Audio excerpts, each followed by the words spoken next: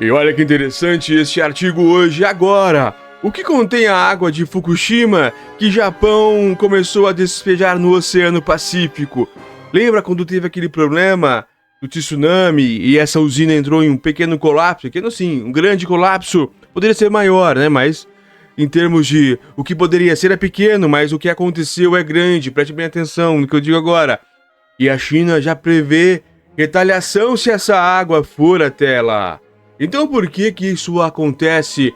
É muito importante você ficar aqui comigo antenado para as informações do mundo, porque tudo que acontece lá reflete aqui, sim senhor. Sim, senhores. BBC News Brasil, aqui é informação. Claro que eu não falo pela BBC, eu leio a BBC, eu não tenho nenhum tipo de vínculo com eles. Ainda, quem sabe um dia eles não me veem e não me fazem uma pequena proposta. E aí sim eu vou ler mais e mais e mais.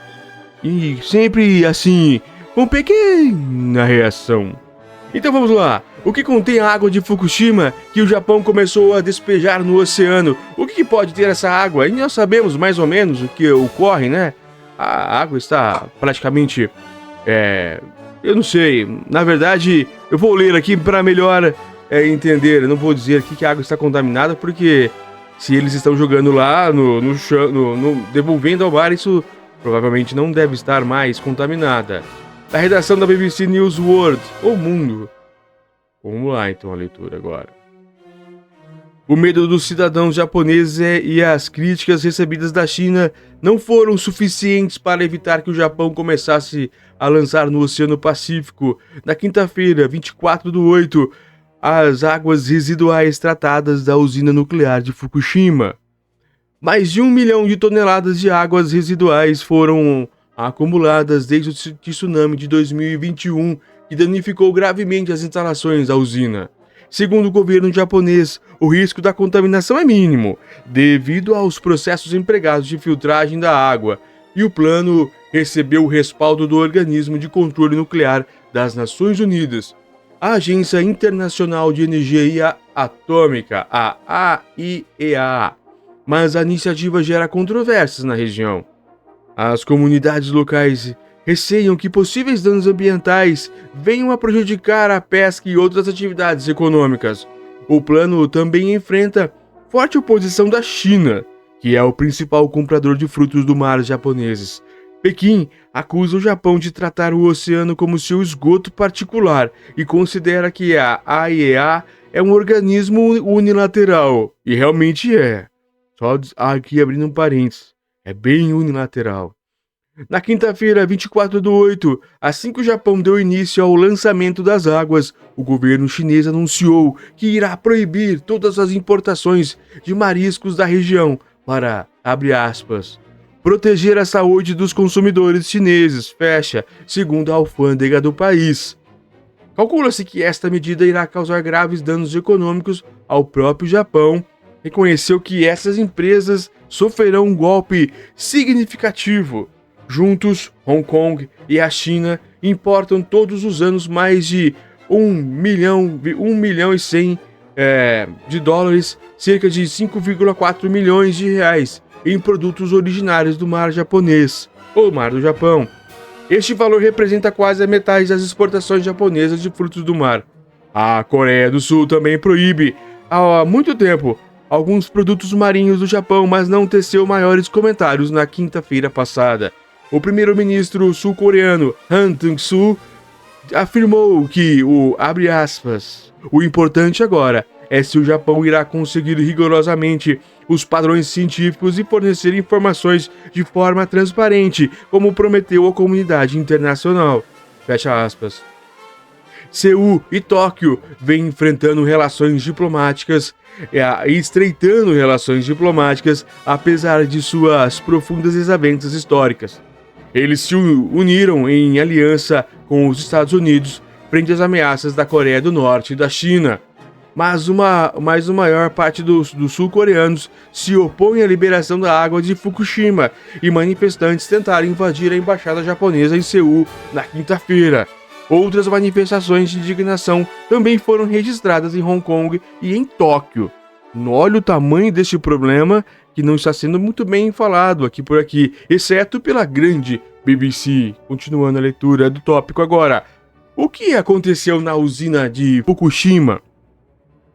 Desde os desastres de 2011, a TEPCO, empresa proprietária da usina de Fukushima, vem bombeando água para resfriar os reatores nucleares danificados. Com isso, a usina produz diariamente água contaminada, cerca de 100 metros cúbicos por dia, que é armazenada em gigantescos tanques.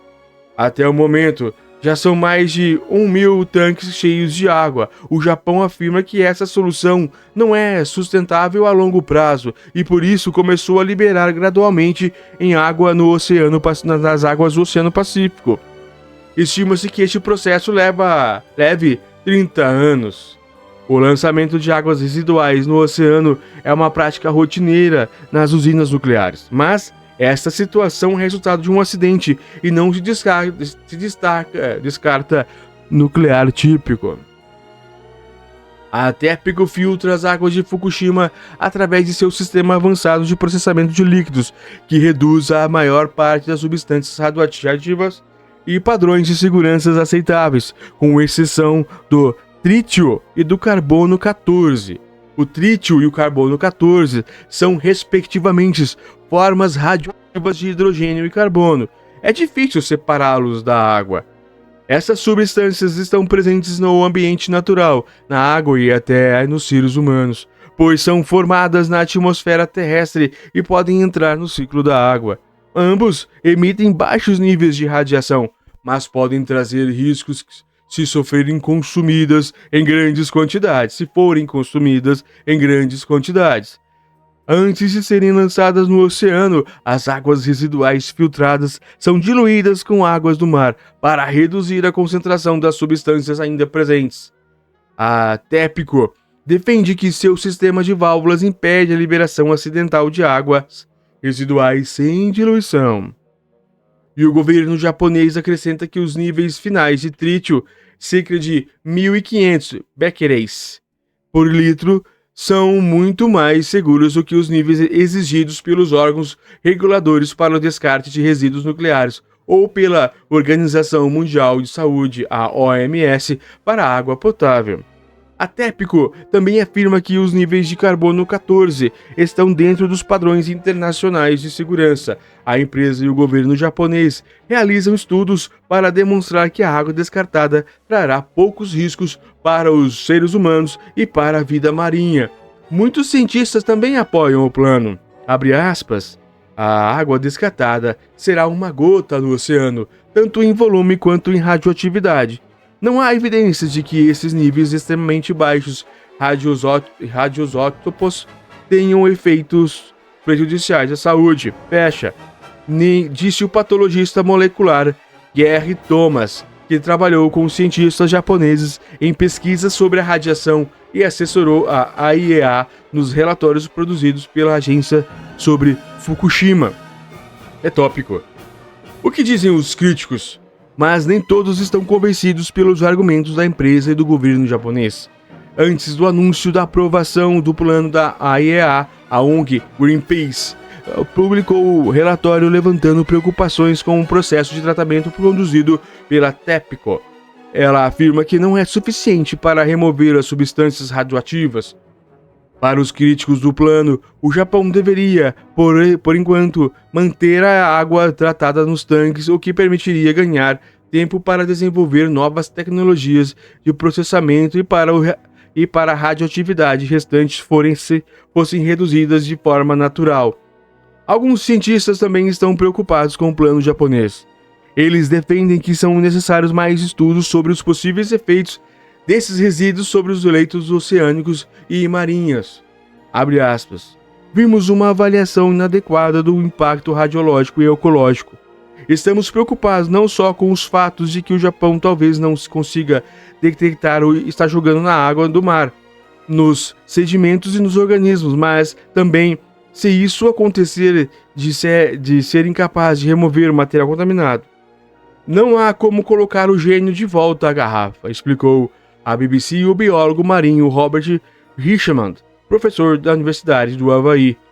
Tatsujiro Suzuki, professor de engenharia nuclear do Centro de Pesquisas para a Eliminação de Armas Nucleares da Universidade de Nagasaki, no Japão, declarou à BBC que o plano, abre aspas, não levaria necessariamente a uma contaminação grave ou prejuízo público, se tudo correr bem, fecha. Mas, como a TEPCO falhou em 2011 e não conseguiu evitar o desastre, ele teme que um possível acidente possa liberar água contaminada sem tratamento. O que há por trás da reação da China é utópico. Diversos analistas defendem que a reação da China não é motivada apenas por preocupações ambientais, mas também por questões políticas. As relações entre Tóquio e Pequim se deterioraram nos últimos anos. O Japão vem se aproximando dos Estados Unidos e demonstrando seu apoio à ilha autônoma de Taiwan, reclamada pela China. Abre aspas. Este incidente é um sintoma de que uma causa da deterioração das relações sino-japonesas, afirma o especialista em política exterior chinesa Neil Thomas, da think tank Centro de Pesquisas e Debates Asia Social Policy Institute. Para ele, Pequim talvez tivesse feito menos escândalo pela liberação da água se as relações com Tóquio estivessem em melhor posição. É provável que o Japão, abre aspas, repudie esta crítica, mas é pouco provável que faça algo provocador. Segundo o professor James D. Brown, especialista em política exterior japonesa do campus da Universidade Temple no Japão. Abre aspas. Embora o governo do Japão esteja profundamente preocupado com as ações que considera agressivas do Partido Comunista Chinês, ele entende ser conveniente manter relações estáveis com seu maior vizinho, explica o professor. E talvez não seja necessário esperar muito tempo, afinal, há quem acredite na possibilidade de que a China não cumpra com a proibição de importação de frutos do mar do Japão. Abre aspas. As dificuldades econômicas cada vez maiores da China podem fazer com que qualquer proibição seja relativamente breve e limitada para reduzir o impacto negativo sobre os importadores chineses e o sentimento dos empresários, acrescenta Thomas. Como o Japão está respondendo às críticas? É o último tópico. O governo do Japão e a TEPCO lançaram campanhas de educação pública. O primeiro-ministro japonês Fumio Kishida prometeu, abre aspas, alto nível de transparência, fecha, no processo. A TEPCO se comprometeu a publicar dados em tempo real sobre os níveis de radioatividade da água em um portal dedicado a explicar o processo de tratamento e descarte das águas de Fukushima em diversos idiomas. Delegações estrangeiras e meios de comunicação, incluindo a BBC, foram convidados a realizar visitas guiadas às instalações desse processamento, e no fronte diplomático, Tóquio iniciou conversações com seus vizinhos. Textos publicados no site do Ministério das Relações Exteriores do Japão destacam que outras usinas nucleares da região, especialmente na China, liberam água com níveis de trítio muito mais elevados. A BBC conseguiu confirmar alguns dos números fornecidos pelo governo japonês com informações das usinas nucleares chinesas disponíveis ao público. Mas o maior argumento pode ser o relatório da AIEA, publicado pelo chefe da agência, Rafael Grossi, durante sua visita ao Japão em julho. O relatório foi divulgado após uma investigação que durou 2 anos. A agência concluiu que a TEPCO e as autoridades japonesas estão cumprindo com os padrões internacionais de segurança em diversos aspectos, que incluem as instalações, inspeções de conformidade, monitoramento ambiental e avaliações de radioatividade.